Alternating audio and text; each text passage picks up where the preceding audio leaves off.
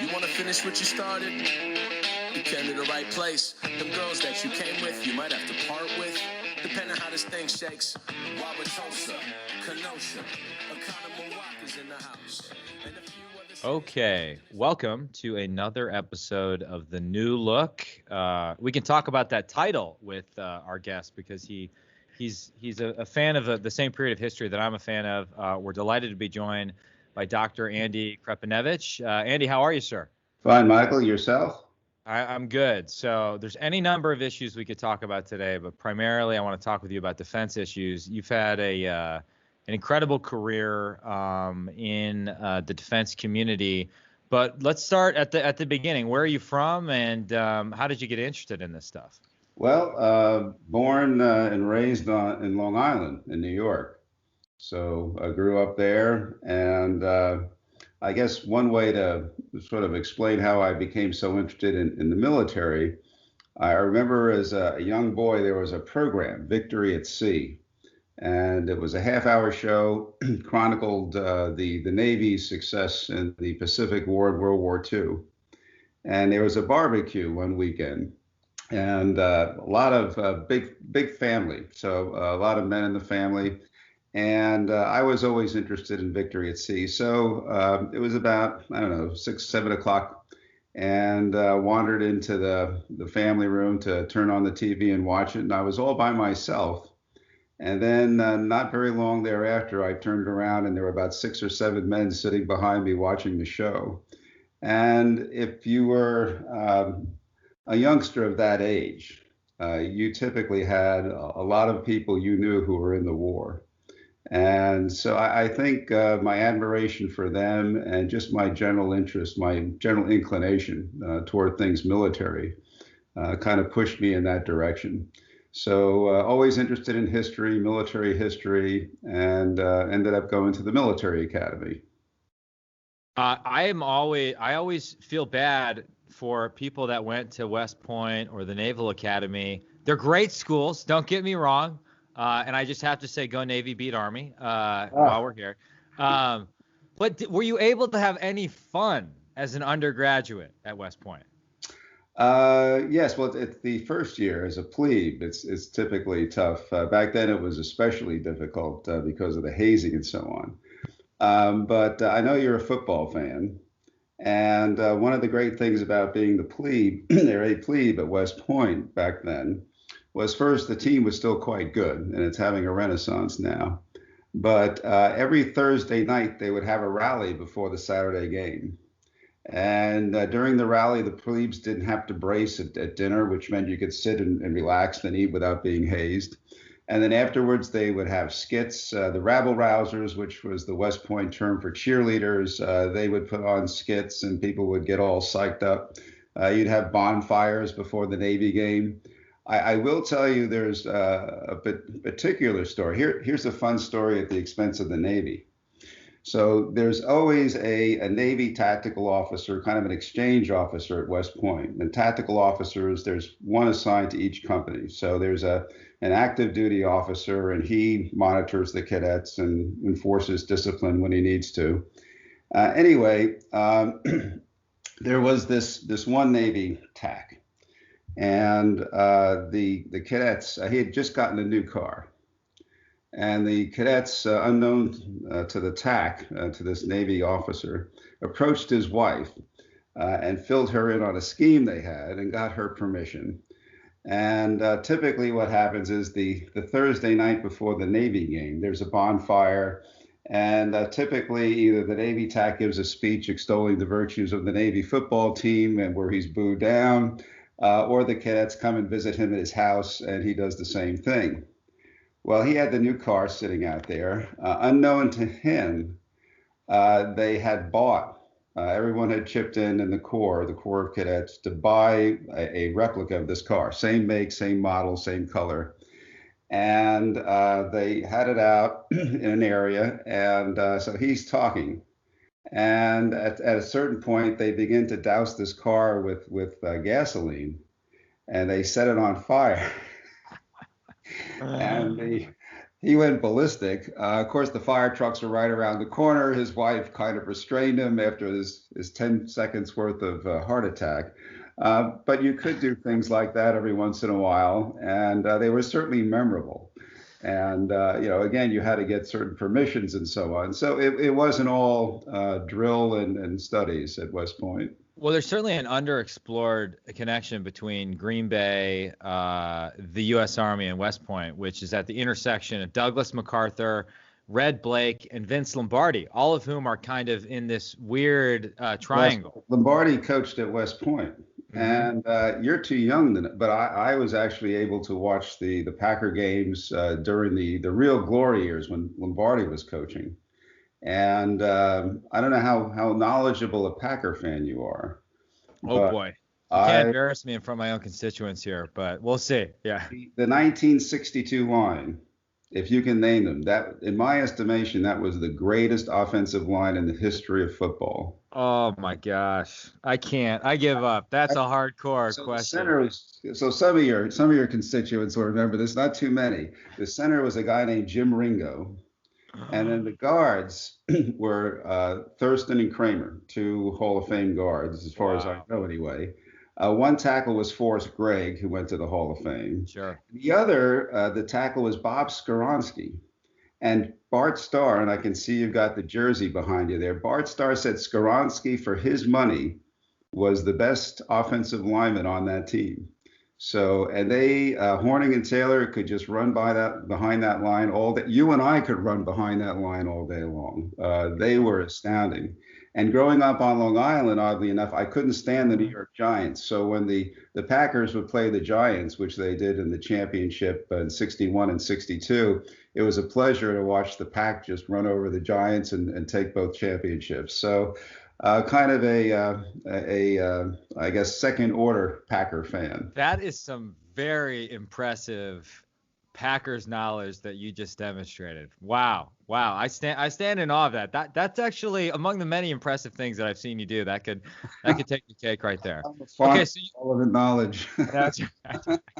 You graduate from West Point, and then what was your MOS and what'd you do in the Army?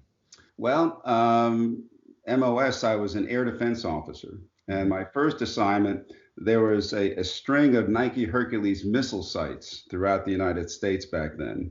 And the idea was they would provide air defense against the Soviet bomber attack. Now, these sites had missiles, and they're all shut down now, but back then, there were about 20 missiles at each site, and most of them had nuclear warheads. Which made it very interesting. In the 73 Middle East crisis, the Arab-Israeli war, President Nixon actually called the military up to Defense Condition 3. One is war. The only time we've been to Defense Condition 2 was during the Cuban Missile Crisis.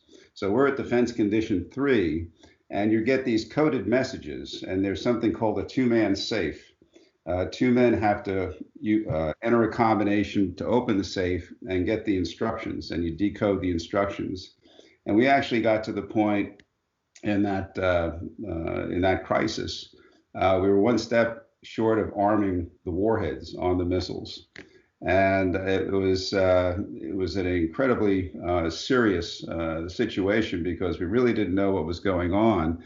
At the time, Spiro Agnew had just resigned as vice president. People were concerned about Nixon because it was the Watergate crisis, and somebody piped up and said, well, if something happens to Nixon, then Carl Albert, who was the Speaker of the House at the time, would be our next president of the United States. And somebody said, well, if that's the case, I could see why we are on alert.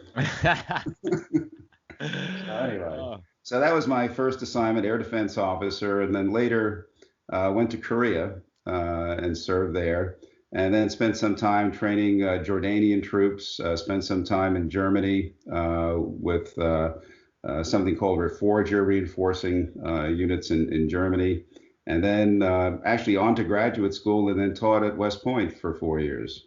But were you a major when you went to Harvard? And what did I know now the Army has a great program and all the other services are following suit to sort of send a lot of their bright young officers to graduate school to get PhDs. But what was it like back then?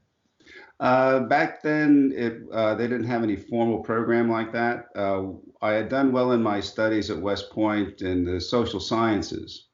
And so they sort of kept tabs on me and said, would you like to come back and teach at some point?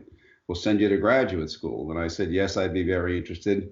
And the social sciences department is fairly widely known for its success in eventually placing officers in senior positions. Not me, but I know you worked for Dave Petraeus. You know, he was in the Soc department, as they call it. The Soc Mafia is yes, the what it's Soc referred Mafia. to. Yes. You know, General Corelli, who ended up being Vice Chief of Staff of the Army. So there are a number of officers that went through that department. Although McMaster always bristles because people think he's part of the Soc Mafia, but he's quick to point out that he was a history guy.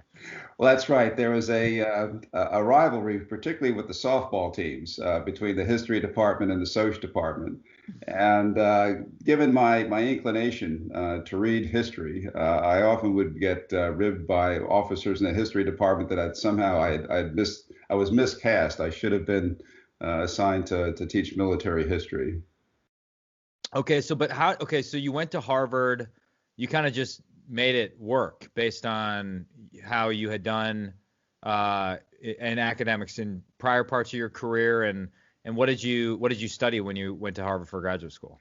Well, when I went there, I was determined to shoot to get a PhD.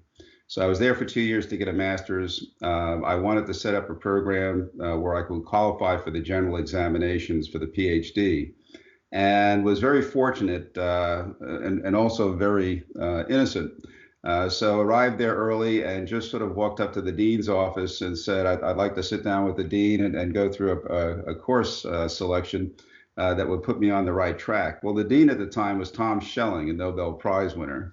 And to my later amazement, the secretary goes in, he comes out, asks me to come in. He actually takes out the course catalog and he's, how about taking this and that, and followed his instructions and fortunately was able to pass the general examinations. But the kind of courses I took, primarily in security studies. The Cold War was raging at the time. There were concerns about a hollow military.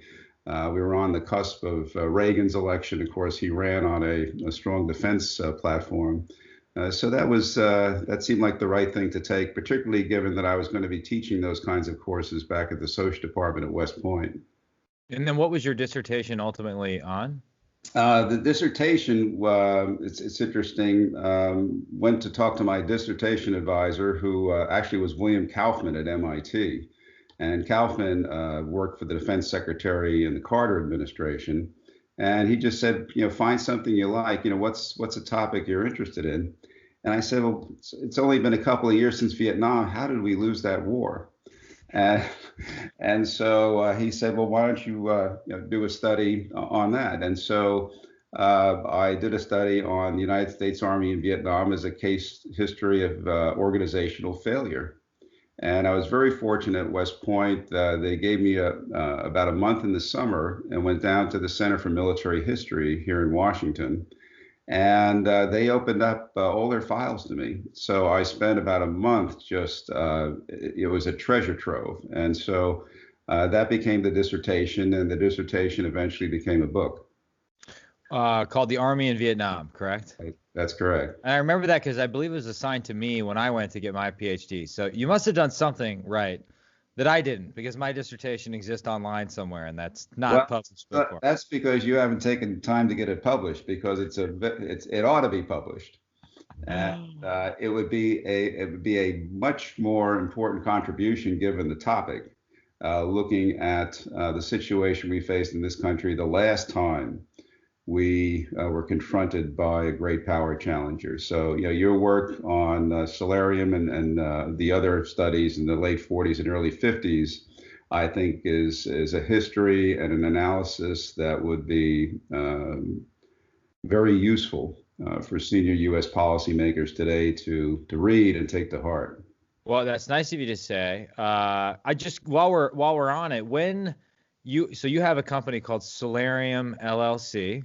Yes. So I'd just be curious, when you kind of got introduced to Project Solarium and, your thoughts on Ike? Well, I actually was very interested. There's a book by Bowie and Immerman. I think you and I have talked about. I interviewed Immerman on this podcast, so well, it was I want to amazing. thank- I love Immerman, and I talked about my Mhm. Bowie story, which is he when he was in a rest home, he was 101 years old. I printed out my a chapter, and he read it with like a magnifying glass, and I spent 2 hours with him. So that book has like changed my life. Well, it is a phenomenal book, and you're right, it flies under the radar. If I could recommend one book to people to read until your dissertation gets published, to really get a sense of how to approach this problem with China and Russia, it would be that book. But the interesting thing about Eisenhower is that he comes into office, and he had promised during the presidential campaign, given that the Korean War was going on, he said, if elected, I will go to Korea. That was the slogan, I will go to Korea. And he flies to Korea during the transition period and assesses the situation. Interestingly enough, he doesn't fly back to the States. He takes a ship. And while he's on the ship, he is thinking about how to do a fundamental strategic review to either confirm Truman's approach to containment or to adopt something different. And he stops in Hawaii and talks to Admiral Radford, who he decides is going to be his chairman of the Joint Chiefs. And he writes the terms of reference. He identifies people he wants on these panels. And essentially, they start out with 4 panels, as I'm sure you know, looking at different strategic approaches, including the one that Truman had adopted. And these 4 groups of people, they go to the National Defense University. They're there for 6 weeks. They're working 6 days a week. And remarkably, in this day and age, they keep it a secret. And the briefings are held in the Solarium, the White House Solarium, hence the nickname, the Solarium Study. And George Kennan, who was, of course, one of the principal architects of the containment strategy, he's on one of these 4 committees. Actually, they reduce it to 3. And so they come in and they in July of '53, and they brief Eisenhower. And Kennan remarks later on that after the 3 briefings, Eisenhower gets up and Kennan says he talks for 30 to 45 minutes, giving a strategic tour de horizon of the Soviet Union and what needs to be done.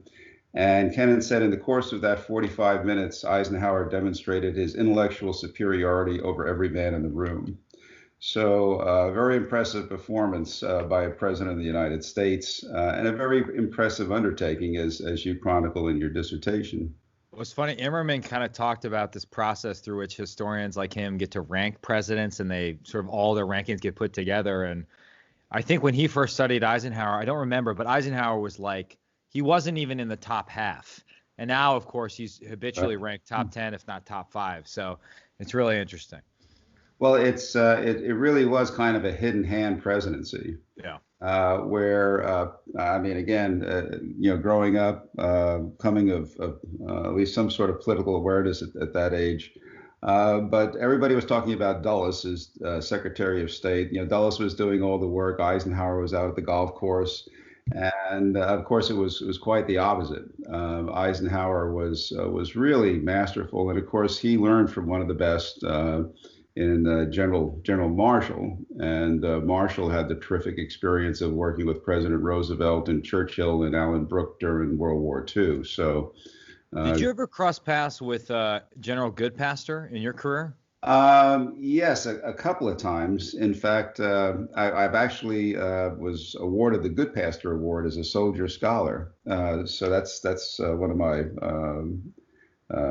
really great honors, one of which I doubt I deserve. But anyway, Goodpaster was the superintendent at West Point when I went back to teach. They called him out of retirement. One of my mentors, Andy Marshall, had met Goodpaster when Goodpaster was working for President Eisenhower. Goodpaster was his military assistant as a colonel in the White House. And as you probably remember from the Bowie-Immerman book, when Eisenhower would hold an NSC meeting, only the principals were in the room. along with Cutler, who was his national security advisor, and Goodpaster.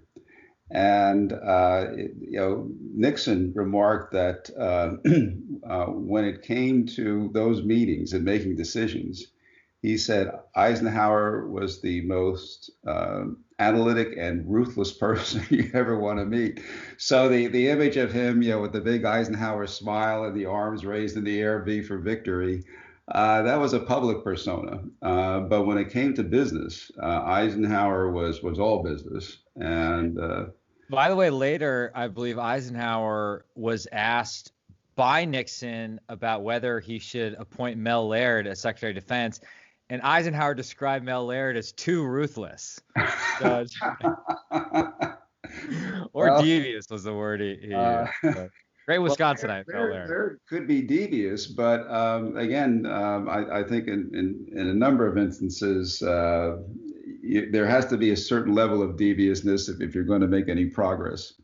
I know, like looking back on the bureaucratic ledger domain between Kissinger and Laird, it makes all our problems today seem quaint in comparison. Well, yeah, my mentor Andy Marshall worked for both, he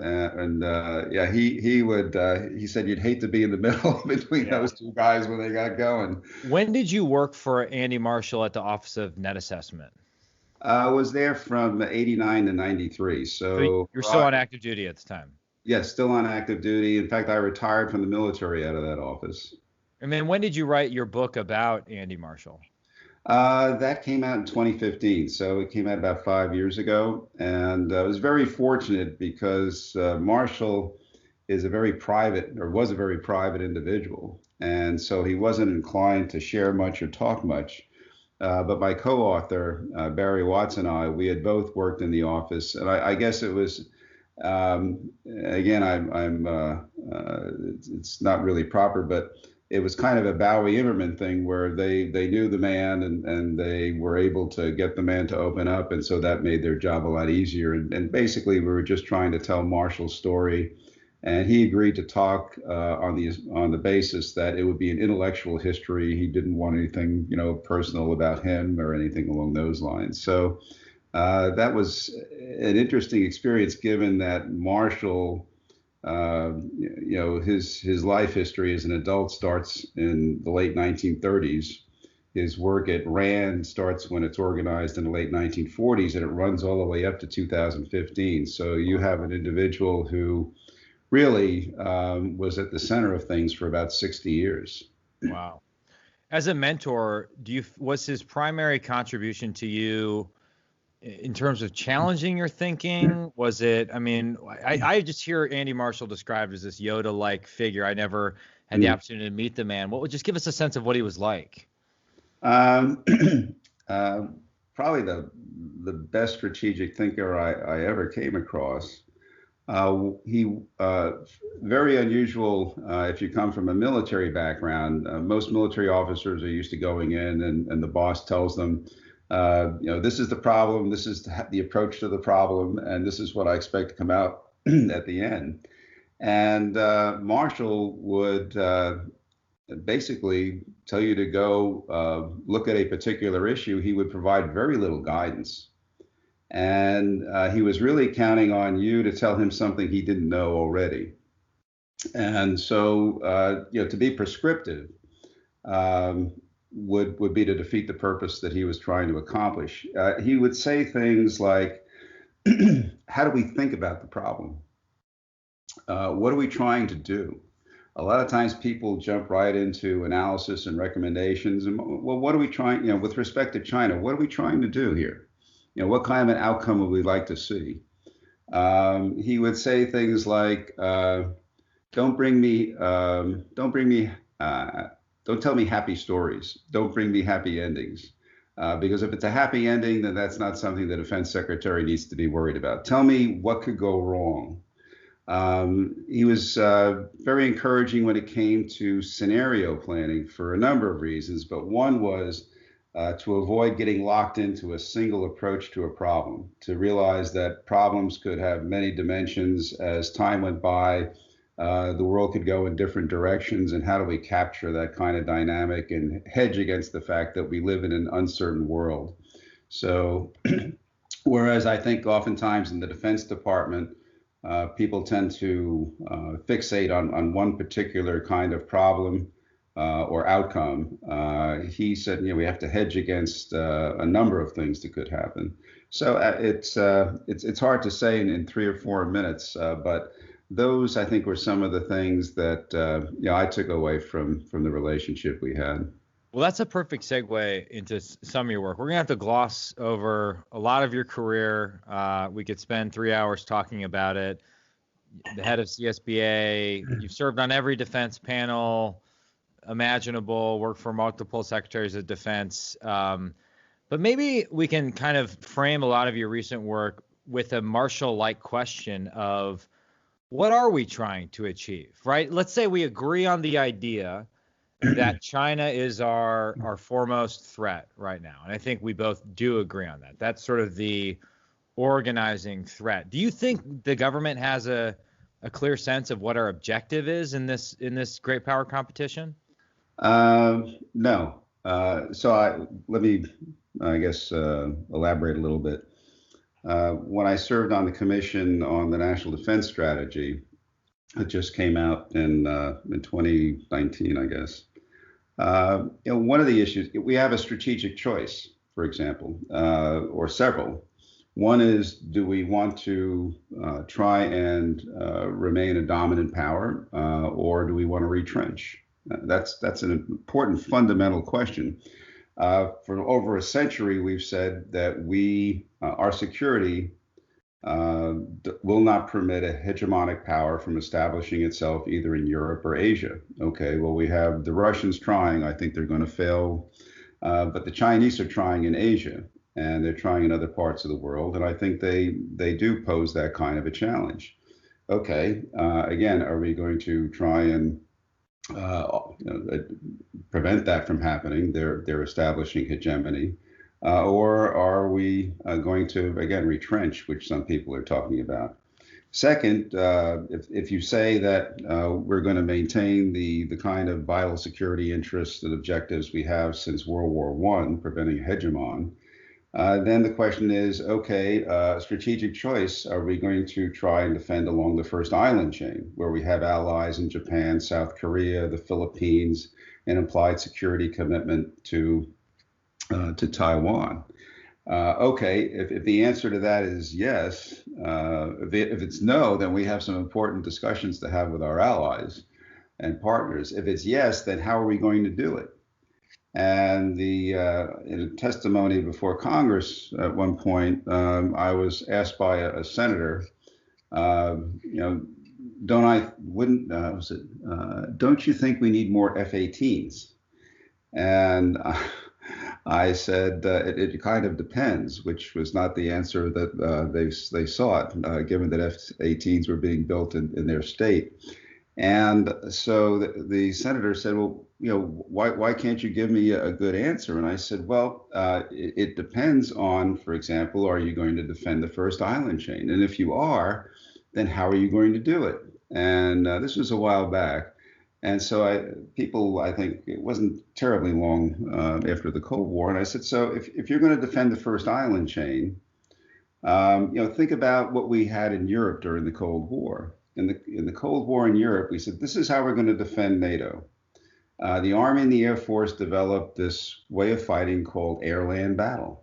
And it said, we're going to not only try and defend against the frontline Soviet forces in Europe, but we're going to create these capabilities, these deep attack capabilities that we first saw in the first Gulf War, to go after the second echelon, the second wave of forces coming out of the Soviet Union. And we're also going to pre-position military equipment in Germany so we can rapidly reinforce. Okay, so that people had a good understanding and would tell our allies, this is what we're going to do and how do we coordinate this. The Navy said, look, you're going to need to protect the sea lines coming from the United States. They developed something called the Maritime Strategy, in which they were going to prevent the Soviets from coming past what was called the Greenland-Iceland-UK gap, the GIUK. And they built submarines to push them back in the undersea domain. And they had something called the outer air battle for the carriers, which meant that they were going to send their attack aircraft out to make sure that Soviet bombers with their missiles, weren't going to intrude into the Atlantic. The Marines said, well, we have a maneuver warfare doctrine, and you don't want to be flanked in Norway. So we're going to pre-position equipment there. And if the balloon goes up and the war starts, we're going to rapidly deploy to Norway, make sure the Norwegians can hold the northern flank. I said, look at the Western Pacific today. We have nothing like that. And so how can members of Congress make informed decisions about defense priorities when the American military doesn't even know how it's going to defend our allies in our position in the Western Pacific? And we are still, I'm sorry to say, in that sad state of affairs. We haven't decided. And so in the absence of deciding, you just sort of run on what is known as program momentum. We just keep buying things that are in the program, whether we need them or not, whether they're focused on the right kind of problem and how we're going to address it. So those are some of the questions I think Andy Marshall would be asking if he were around, and I think that are worth asking today. You have struck the center of my bullseye with that analysis, because I keep saying this and it sounds stupid. I've said it to the commandant, I've said it to the CNO, I've said it to Mac, I've said it to everybody that cares about these issues. We've just never had we come in, we have these hearings, some are good, some are less than good, fancy acronyms are thrown around. At our most ambitious, we talk about the implications of a post-INF environment and INF non-compliant missiles and all that. We've never sat in a room without cameras with the SecDef or whoever, the CNO, the commandant, with a map on the table and said, here's what we're trying to do. And based on the geography and our capabilities and our allied capabilities, here's what we need in order to do it. And, oh, by the way, here's our theory of what the Chinese are trying to do, or the PLA Navy. Like, that's a conversation that has not happened. To my knowledge, it's possible it happened in another room that I was not invited to. No, I will tell you that in 2014, OSD asked me to head up a summer study. There was this work being done by the Air Force and the Navy on air-sea battle, which is something we developed at CSBA around 2009. And they said the ground forces can't figure out how to participate in this, how they function. So we spent about 2 weeks up at the Naval War College going through this with a team of experts, and came out the briefing. OSD was happy with the briefing, and I decided to write a short piece for Foreign Affairs, and it was called "Deterring China: The Case for Archipelagic Defense." And I'm probably the only guy who knows how to say archipelagic without stuttering and stammering over it. But anyway, about 2 weeks after the paper comes out, I get an invitation to go to Japan. It was one of those almost like mafia invitations, you got to come here. And went there. It was a Yakuza invitation. Spent time with their Western Army commander, who was responsible for defending Kyushu, the southernmost main island, and then the so-called Southwest Wall, the Ryukyu chain of islands that runs down to Taiwan. And he said, tell us about your concept. I was briefing him and his generals. They were briefing me. I went into Tokyo, met with their senior defense officials and MOFA folks, came back, and then I guess about 3 months later, they said, well, will you develop your concept even further? So I wrote basically a 100-page operational concept for the Western Pacific. And it was in a fair amount of detail. And getting back to your point, Michael, their point to me was, we keep waiting for your military to come up with something like this, so we know how we can best fit in, how we can best cooperate, because just like you Americans, once something becomes part of our program of record, the die has been cast. If we made a bad decision, we could waste hundreds of millions, billions of dollars. And it's I don't know whether it's a case of we just haven't done this sort of planning for so long, or we felt like we've had such a security buffer that we could afford to be, I guess, careless when it came to setting our defense priorities. But so I'll give you another example. I go in, and this is another meeting in the Pentagon. And I was fortunate in, before I went to work in that assessment, I was on the Secretary of Defense's staff in the late 80s. And I was responsible for putting together what was called the posture statement, which was a comprehensive document to Congress every year that explained everything. That's gone away. So 300 pages of detailed explanation to Congress is no longer required, which I think is a real tragedy. Anyway. Why is that, by the way? I mean, we have, and sort of simultaneously, the Pentagon's now drowning in useless reporting requirements that Congress foist upon them, and then Congress never reads those reports. Well, I think there was a couple of reasons. One is when Secretary Cheney came in, he was of the same mindset as you, and so it became, how can we reduce the number of reports? And so he worked with Congress on that, and it occurred over the course of a number of years. And by 2006, though, they were throwing the baby out with the bathwater. And they said, well, who needs this posture statement anymore? We won the Cold War. We don't have any enemies. And I think that was the attitude. And I think the military was, quite frankly, happy to get out of the business of having to account to Congress on a number of these issues. And so what you end up with is this, they changed it. If you're interested, I can get you the information, but they've changed it to something where Secretary Mattis could put out, a 15 or 20 page overview of the National Defense Strategy, and that would satisfy the requirement. Again, it really, getting back to the point I was trying to make, when we did the posture statement, an important part of it was the mobilization race between us and the Russians. And there was a lot of effort that went into the mobilization on two sides so that you would get a sense of how the military balance was shifting. And one of the reasons why we decided to deploy 4 divisions of equipment, just the equipment in West Germany at the time, was we realized that at a certain point in the mobilization race, things really began to skew in favor of the Soviets. And if they saw things the way we did, they might see that as an opportunity to attack. And of course, that would weaken deterrence. And when I asked these questions to people at the Pentagon, I said, well, what's our assessment of the mobilization race between us and the Russians these days, or between us and the Chinese? And you get these blank stares, just, what would we do? What is that? And of course, in their defense, this is not something we really felt we had to do for several decades. And so the people who were worried about that, the people who did that sort of thing, those people in many cases are gone, retired and so on, left the military. So there are those kinds of issues that once came as second nature when you were dealing with a great power rival that currently, it's just not on the radar screen.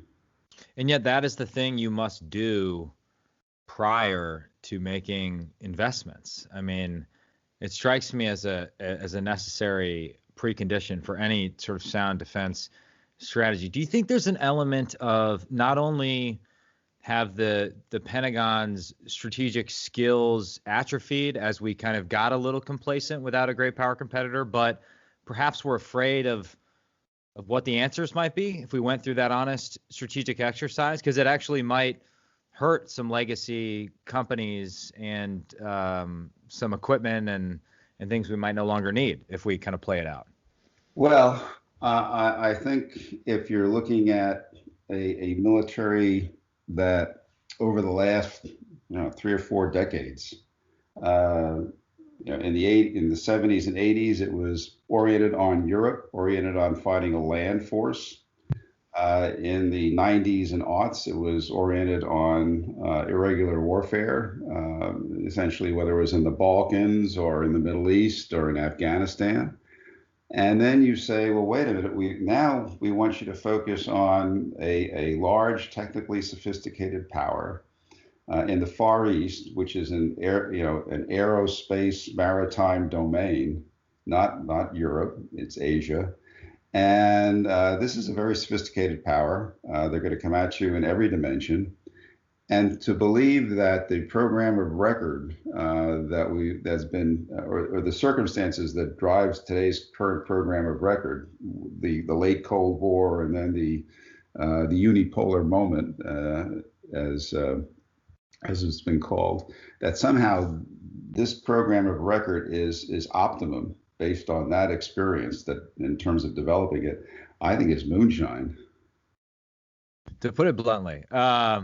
Okay, so as you look at the first island chain in particular, and let's say we arrived at some agreed goal for our strategy, whether it's to prevent the CCP from dominating the first island chain or the region more broadly, or whether it was more ambitious to, break up the CCP's, monopoly on power internal to the country, whatever. What, as you look at the geography, as you've kind of teased out archipelagic defense, that is a mouthful. We're going to have to come up with a better name for that. A lot of people call it ArcDef. Are there certain things that are obvious to you in terms of, okay, we're investing here and that's useless in a fight, or useless to the goal of deterring China by denial, and conversely, we aren't investing in XYZ that we need to be right now? Well, if you buy into the archipelagic defense concept, then what you would say in terms of the Army is that the Army needs to scale back its investment of combined arms mechanized forces. Might want to have some for Europe, but its role in archipelagic defense would be to basically invest in sea denial, air denial, and jamming, basically. Because the Chinese, in their writings, say to conduct an offensive campaign, they need air control, sea control, and information dominance. So you'd want Army forces that emphasize air defense, missile defense, and what used to be called in the Army coastal defense, anti-ship cruise missiles, the ability to put in anti-ship mines and provide a ground force overwatch. Not a lot of tanks, not a lot of tube artillery, rocket artillery, maybe getting back into the INF business. I think that's a no-brainer. For the Navy would need to, so step back for a second. The Army can't maneuver very well along the first island chain. You just can't maneuver very easily between islands in an archipelago. The Chinese, if you look at the geography, they are operating on interior lines of communication. So basically, we're operating on the outside of a circle, and they're operating on the inside. So all other things being equal, they can concentrate more quickly than we can counter concentrate, which means that the ground forces, given their limited mobility, we have to rely on air and naval forces to counter concentrate. This was actually a big planning factor during the Cold War, the Soviets' ability to concentrate at a point on the Central Front and our ability to counter concentrate sufficient forces to block any kind of attack. So how do we do that? Well, that means the Air Force and the Navy are going to have to be more mobile. It also means that if you have long-range systems, it's easier to counter concentrate forces. So during the Cold War, for example, we had some discussions with the Soviets in between the fall of the Berlin Wall and when the Soviet Union went out of business. And what was it about what we were doing in Europe that worried you? And somewhat to our surprise, they said your attack helicopters and your ATACMs really worried us. And we were thinking you'd say, the Abrams tank. And what came to pass was they said, no, the fact that you could very quickly move helicopters, concentrate them in an area, and you could maneuver the ATACMS fires over long distances. So you could very quickly mass firepower in a way that we couldn't with tanks. And they said that worried us. So if you're thinking about the Navy actually has less range off the deck of a carrier than it did when it had the A6s, 40 years ago. The Chinese, they are constantly increasing the range of their aircraft and their missiles, and we're shrinking the range. Well, you don't want to be in that kind of a fight where the other guy can outrange you. And you also want to be in a situation where not only can you maneuver the maritime forces, but you can maneuver their fires because they've got extended range. And the same thing goes with the Air Force. The Air Force is in love with fighter planes. It's dominated by fighter pilots. We should have fighter planes, but it's been an incredibly long time to getting to a bomber and some of these other kinds of capabilities that can operate at long range in very difficult environments. So I would say that would be a good starting point. I also think that given one of the things I've been working on recently is the issue of scouting, because if you have precision weapons and you can identify and keep track of targets, you don't have to worry about mass munitions. Precision munitions can pretty much do the job. But if you're looking at scouting, so much of the scouting now is done in space. And I think a fundamental question for us is space and cyberspace. And by the way, thank you for the great work you did on that Solarium Commission, Solarium again. But I think those are going to be two highly contested domains. We tend to think traditionally about air and land and sea, space and cyberspace, I think. And if I had to add a third, it would be commerce rating on the seabed, which is something that we just haven't thought much at all about. Getting back to victory at sea, there was this transport. I guess they didn't have enough footage of us shooting up Japanese transports. And so if you ever watch Victory at Sea, the series, this poor transport gets shot up on about 6 or 7 episodes of Victory at Sea. And that's how you went after the other guy's economy at sea. Well, now about a third of the world's oil and gas comes from underwater drilling. Most of the fiber optic data moves through undersea cables. And if you think, we and the Chinese are going to sit around and just sort of say, well, I guess that's out of bounds, I think that's, again, moonshine. So how are we thinking about space, cyberspace, and the seabed? Because, again, I think those are going to be critical domains, especially if we don't want to press too hard in attacking the enemy's homeland because of the risk of escalation to kind of Armageddon exchange. So how do we give ourselves off ramps, but while also trying to encourage the other guy to come to the peace table? So I've been just kind of one of the things I'm obsessed with is that at a time of intense partisan division, there isn't much controversy around the national security strategy and national defense strategy. I mean, you've just poked a lot of holes or suggested that even if you agree with the overall direction, there's a lot of gaps that need to be filled in those strategies, at least in terms of translating them into operational art, we might call it. Do you think that there's meaningful differences on this issue right now between Biden's defense team and Trump's defense team, or do you think any of this will get litigated in the election at all, or would it just all be about other cultural issues? Well, I've had several opportunities to talk with Secretary Esper, and I think in particular his effort to pick up the endorsement that Secretary Mattis made about the need to develop what Mattis called innovative operational concepts. So, getting back to our conversation of how we defended Europe, getting the military to focus on these. And I'm a bit discouraged by the fact that the military, once again, is going to do this by committee. It's got a JOAC or a Joe something. And basically, I've been to this movie before. It's a great team of people. They come in. Half of them are told before they go there, make sure you don't mess with the program or record. Whatever this thing is, it's got to say the program or record is where we need to go because we don't trust those other people. So when you talk about fighting very differently, you're talking about a significantly different program or record. You're talking about winners and losers on the Hill, in industry, in the military services, and in the pecking order in the services. And when you talk to the Army about air and missile defense, for example, you're talking about challenging the dominant cultures in the Army, which are, tanks and tube artillery and mechanized infantry. So I'm encouraged that Secretary Esper seems to be taking that on. What's discouraging is that, with the possible exception of General Berger, we don't seem to be getting much traction there. On the Democrat side, someone who seems to have the inside track, at least people are talking quite a bit about her, is Michelle Flournoy.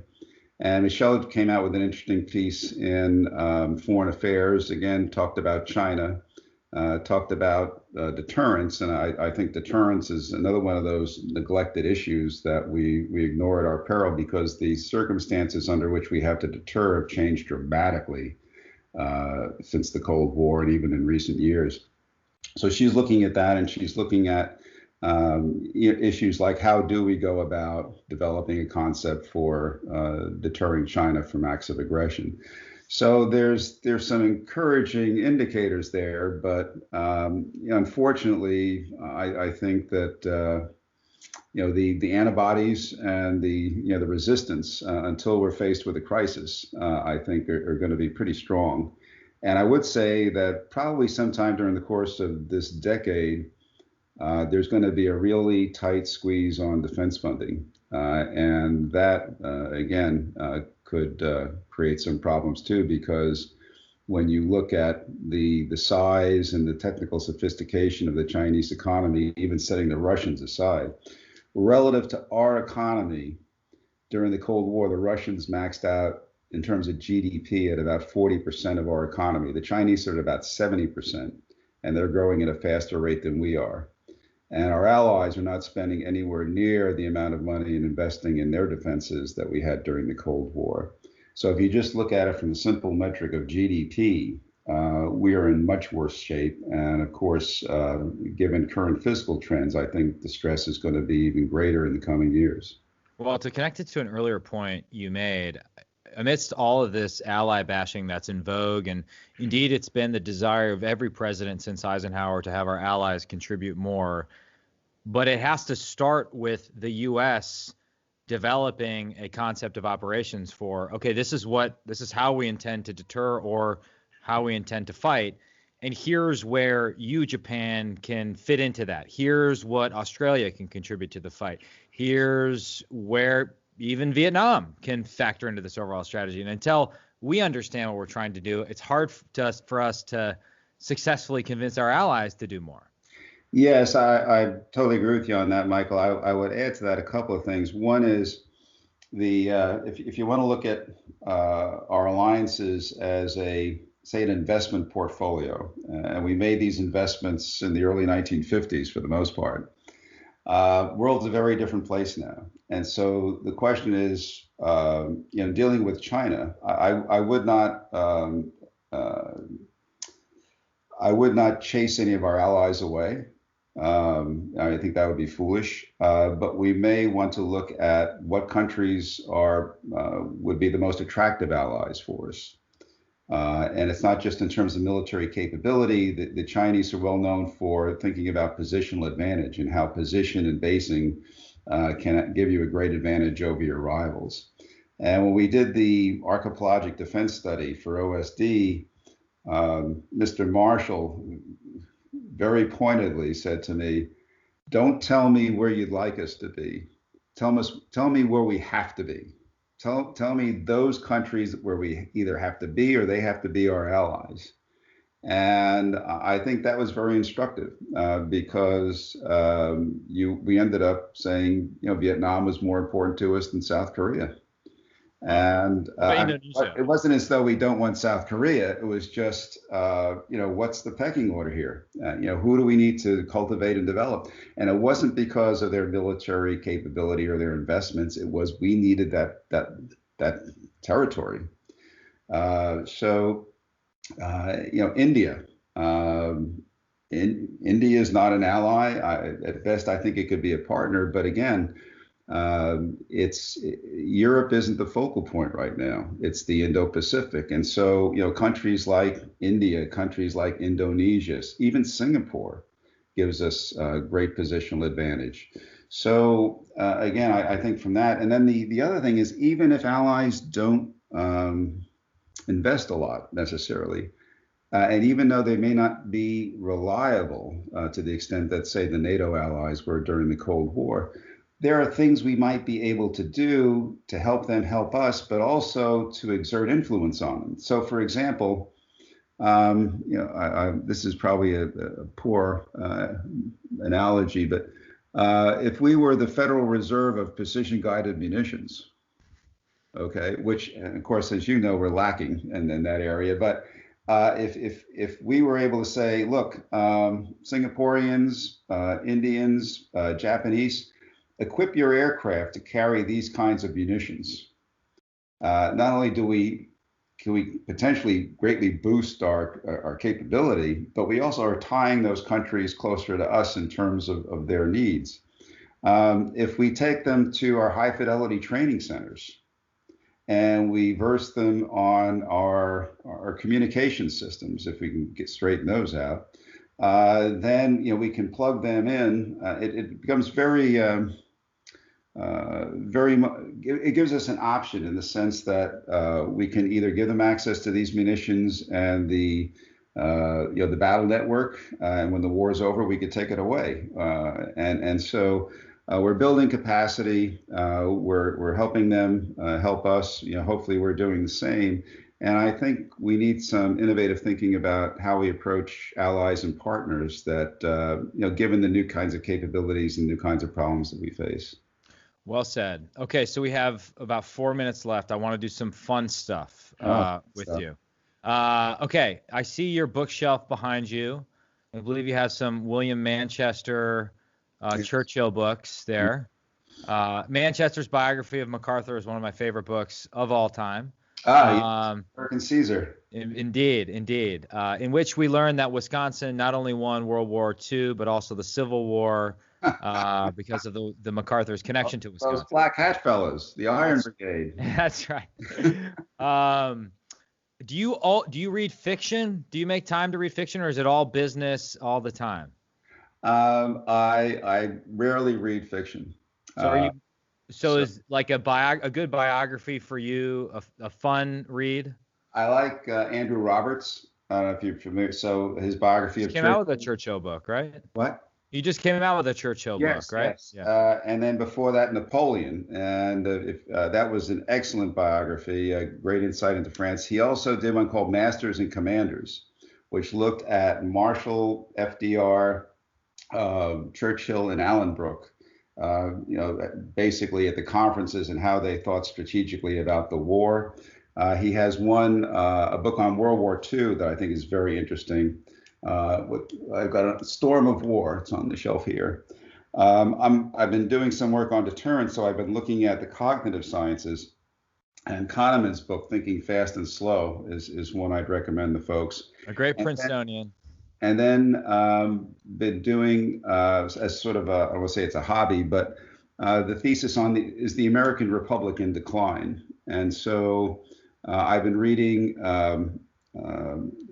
de Tocqueville, rereading de Tocqueville, trying to get a handle on that. Some of the the work of the founding fathers, and so looking at that. But it's it's mostly David Hackett Fisher. I don't know if you're a fan of his. I love Washington's Crossing. Sits next to American Caesar on my shelf. And if you haven't read Paul Revere's Ride, I have not.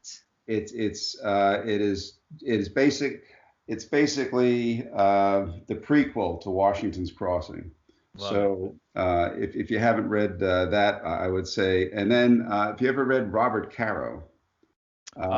Passage to Power. He's the LBJ guy, right? Yes. Yeah. And he's also, so again, I grew up on Long Island. His first book was on Robert Moses. Oh, yeah. Yeah. And that it was rated as one of the top 100 nonfiction books of the 20th century in the English language. Wow. And people ask Caro, why LBJ, why Robert Moses? And he said, I'm fascinated by people who not only acquire power, but know how to use it expertly.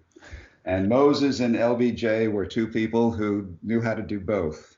And so it really is, some people acquire power for power's sake. These gentlemen acquired power and they knew what to do with it.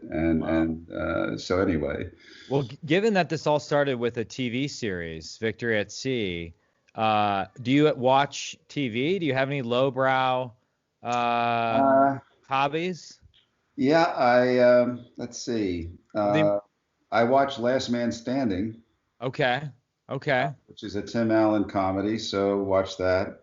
I've been a fan of mysteries, so the BBC runs some mysteries, and I'll check those out. I'm a big fan of Agatha Christie, G.K. Chesterton, and that's sort of what I do in terms of television. Oh, Go ahead. I would say if you haven't seen it, the one movie, I rarely go to the movies, but before COVID hit, I saw Midway, which was the special effects were jaw-dropping, and it was nice that they told the story from Pearl Harbor all the way through to Midway.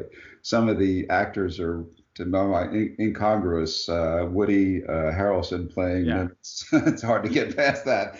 But other than that, I thought it's a movie that young people ought to see what young people back in the 1940s were doing for this country. I agree with that 100%. I also just love that you described studying whether America is in decline as a hobby of yours. So need more fun hobbies, Doctor. But okay, final question for you. When you come to Green Bay to visit me and I buy you a beer in the shadow of Lambeau Field, let's say a kid comes up to you and says, Dr. Krepinevich, I heard your podcast with Mike Gallagher, and I want to pursue a career in the military, but I want to be a good pastor. I want to be a soldier scholar like you. What advice would you have for that young kid from Northeast Wisconsin? I would say a lot of sustained intellectual effort. I would say the path to where you want to go is probably through the social sciences department at West Point, going back and teaching there. I would say identifying a mentor. And I've been fortunate in life to have several really good mentors. Eisenhower had Fox Connor and George Marshall. I'm no Eisenhower, but those are the kind of people who I think can really make a difference in making sure that you're asking the right questions, focusing on the right problems, these sorts of things. So those are some of the things I tell them. And then I would tell them that I still think Chandler missed the field goal in the overtime game in '65 to beat my Baltimore Colts. Cultivating a deep knowledge of early NFL history is also essential to any career. Speaking of great books, Moranis' biography of Vince Lombardi, in which West Point pride still mattered. Well, I do read sports books. Okay. And so, big Baltimore Colt fan. Of course, they don't exist anymore.